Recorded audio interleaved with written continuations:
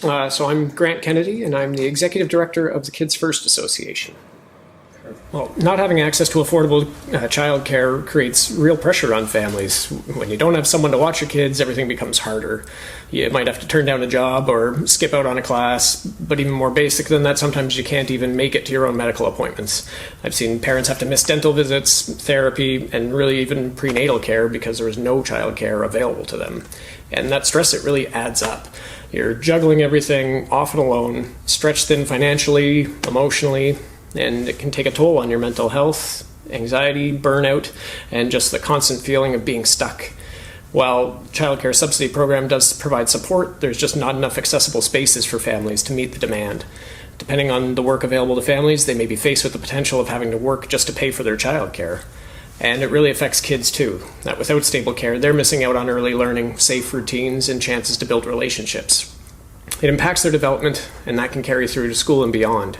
So when we talk about childcare, we're not just talking about convenience, we're talking about health, about dignity, about giving families a fair chance to move forward. My name is Wyann Sandler. I'm a co-chair with the Antigonish Coalition to End Poverty and an organizer with the Antigonish Community Fridge and Pantry Project. I think food insecurity impacts every aspect of people's lives. You know, you can't learn or go to school or do good work or really contribute and be part of our community in the way that people would want to be if you don't have access to basic nutrition. There are all kinds of other impacts in terms of people's health and productivity. And I think because food is one of the things that people can skimp on, sometimes, you know, they can cut corners with food in terms of like limiting their nutrition, cutting back to 1 or 2 meals a day in order to keep a roof over their head. Like I think about, you know, moms and families. I think there's often those sorts of trade-offs that people make in order to, you know, make sure that they're making rent. Sure. Richie Connors, General Manager, Antigonish Community Transit.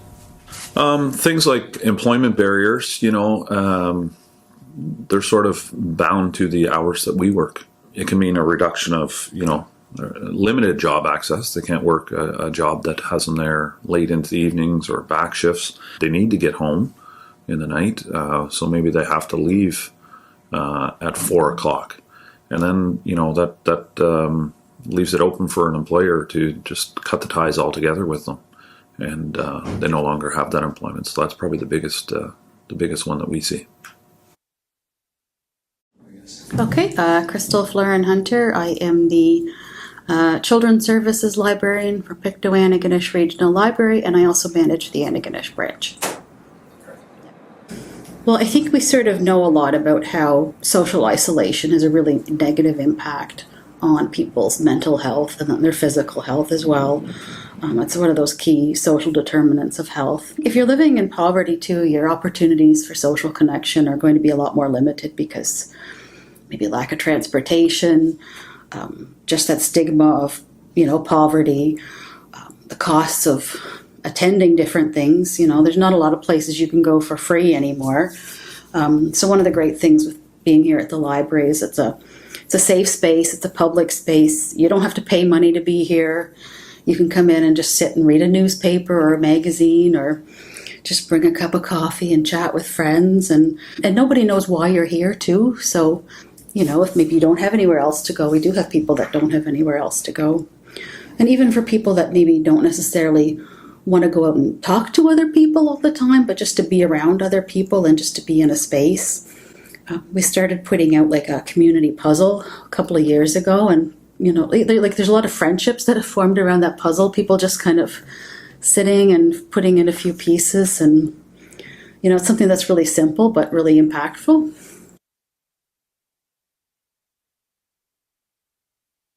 You know, we do a lot of medical appointments for clients, delivering them there. It allows them access to those primary services like medical appointments and whatnot. But we know that there's more out there who aren't getting the help that they need as far as their health and well-being goes. You know, one of those factors that affects that is being able to get out and work and contribute to society. And if they're not even able to do that because of transportation limitations, it just snowballs from there. We're absolutely seeing health impacts, both for parents and for kids. When families don't have access to affordable childcare, the stress starts to build quickly. We see a lot of parents experiencing anxiety, burnout, and depression. They're constantly juggling a whole lot, trying to work or go to school, and all without reliable childcare, and that really can take a toll on their mental health. We also see parents missing their own health appointments because they simply don't have anyone to watch their kids. They're putting their own health on the back burner to make sure that their children are safe. Yeah, definitely. The lack of affordable childcare shows up in very real ways when it comes to family health.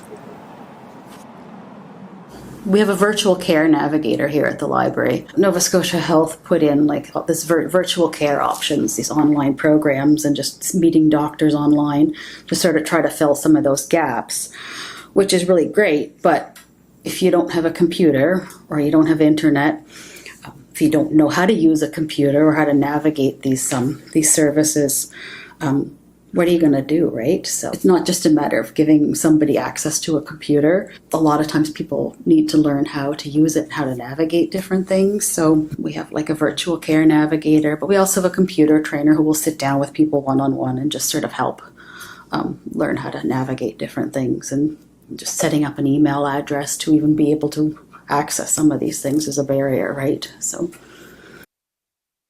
I think we see in our food system that the cheapest foods are highly processed. They have a lot of fat and sugar and salt. And those are often also the types of foods that people may be able to access through, the food bank or other emergency food supports. And if people aren't well fed, of course their bodies are going to be more susceptible to things. We're going to have all kinds of chronic issues that come up. So absolutely, it impacts people's health in all kinds of ways.